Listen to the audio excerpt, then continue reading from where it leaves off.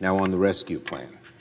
On Saturday, the American people got to see what a responsive and effective government looks like. A month and a half after assuming the majority, Senate Democrats followed through on our promise to deliver a bold COVID relief bill to help crush the virus, lift this country out of the crisis, and set our economy on a path to a strong recovery. Earlier today, the final text of the Senate bill was sent to the House of Representatives. Congress remains on track to deliver the American Rescue Plan to President Biden's desk for his signature before enhanced unemployment benefits expire on March 14th. We said we would do it, and we are doing it. Once President Biden signs the American Rescue Plan into law, it will immediately become one of the most sweeping federal recovery efforts in modern history.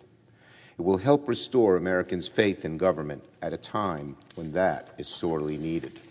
And it will deliver more help to more people than almost anything Congress has accomplished in the past decades. Already, the positive reviews are pouring in. According to several reports, the bill will help millions of Americans save hundreds of dollars in health care costs, thanks to a historic expansion of the child tax credit, up to $3,000 per child under 17 for an overwhelming majority of families. Analysts predict the American Rescue Plan will cut child poverty in half. Let me say that again. Analysts predict the American Rescue Plan will cut child poverty in half. This has been the goal of this country for decades, and now we are taking real steps to accomplish it. In fact, the Tax Policy Center predicts the American Rescue Plan will boost the incomes of the poorest Americans, of the poorest 20% of Americans, by 20%, including significant boosts all the way through the middle class. Meanwhile, the wealthiest 1% of Americans will receive an income boost of 0%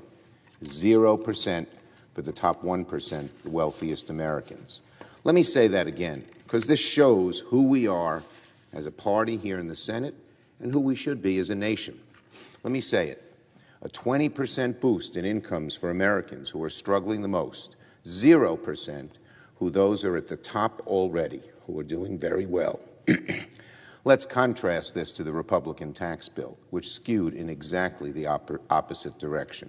If people want to know the difference in terms of how Democrats feel about who we should help and how Republicans feel about who we should help, contrast this bill with the most major accomplishment during the 4 years that Donald Trump was president, and it's very apparent. Back in December, Democrats promised that if we won the majority, we would deliver $2,000 checks to American families. That's exactly what we've done.